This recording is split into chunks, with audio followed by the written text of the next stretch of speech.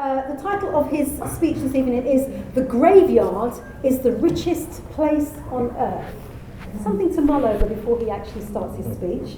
So Patrick desires to be an inspiration. He thinks there's room for everyone to be successful. He feels the time has come to take his place and be all that his life is purposed for. Tonight, his wish is for you to be inspired.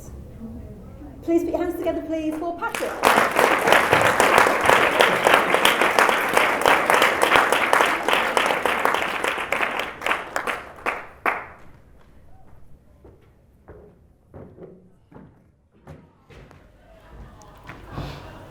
You've heard it said, practice makes perfect.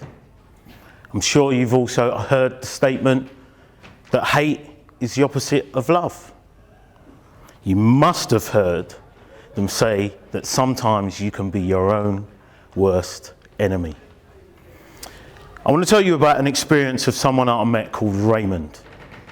Raymond was someone I met at college. How I come to meet Raymond was I was late for college that morning, ran into the class, and the only seat left was next to Raymond. Sat down next to Raymond. Raymond is the kind of character that you've got that funny joke that you've told and everyone's laughed, and he puts one extra line on it at the end. That's Raymond. You talk to Raymond and he says something, you laugh and you say, "You're so stupid." And he says, "What do you mean I'm stupid?" "What are you saying stupid? You saying that I'm thick? Why are you saying that I'm thick? I don't look thick. I've got a Sergio Tacchini t-shirt on. I ain't thick." That's Raymond.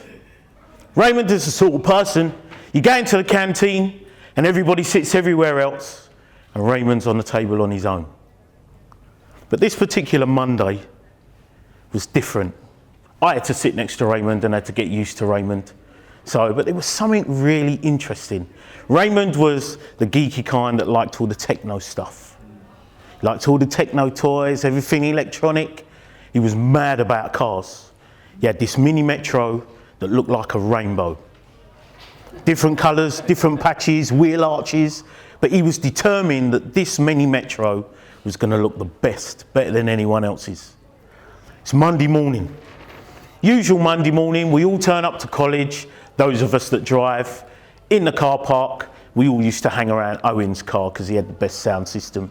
The banter would begin, what we'd done at the weekend, who we saw, what we did, the football results, everything. But this particular Monday morning, right in the distance, we could hear this. It got louder, louder, and louder. All of a sudden, this mini Metro appeared. Drove straight in, backed up. It was Raymond. Mini Metro, vinyl glazed, cream, checkered seats, and an amazing sound system. Raymond just backed up, got out, put his rucksack on, bleep, bleep, walked through the car park. "Morning, everyone." We were like, it's Raymond. That day was different. Lunchtime came, everyone sat at Raymond's table. Raymond had a list long of people. "Where'd you get that system from?" "Made it myself." Let me just mention, really I began to realise the reason why Raymond had the attitude that he was into electronics. He failed all his exams. So he thought he was never good enough. So that's why I understood why he had the chip on his shoulder. But he made this system all by himself.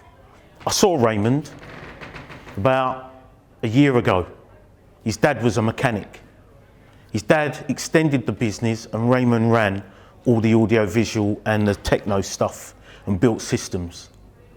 You see, the one thing that I realised about Raymond was, you see, we say practice makes perfect. It's not true. See? Practice makes permanent. They told him that he couldn't be an electrical engineer because he failed his GCSE. But actually, he stayed at home and practiced and built his own system. Till this day, he makes systems. In fact, he actually owns the garage now. You've heard it said that hate is the opposite to love. It's wrong. It's fear. You see, he loved what he did, but he was fearful to tell people what he wanted to do because of what he was told. You see, we're told that we can be our own worst enemies. That's not true either. Our worst enemy is the tongue. You see, because we listen to what we're told and the negative stuff about us, and that's why we don't achieve our dreams. So, before you're laid to rest, have you achieved all that you want? You see, they say that you can identify a fruit or a seed by its fruit. But what you can't judge is the potential of that seed in how many fruits it produces. So will you produce your fruit before you're laid to rest? Thank you.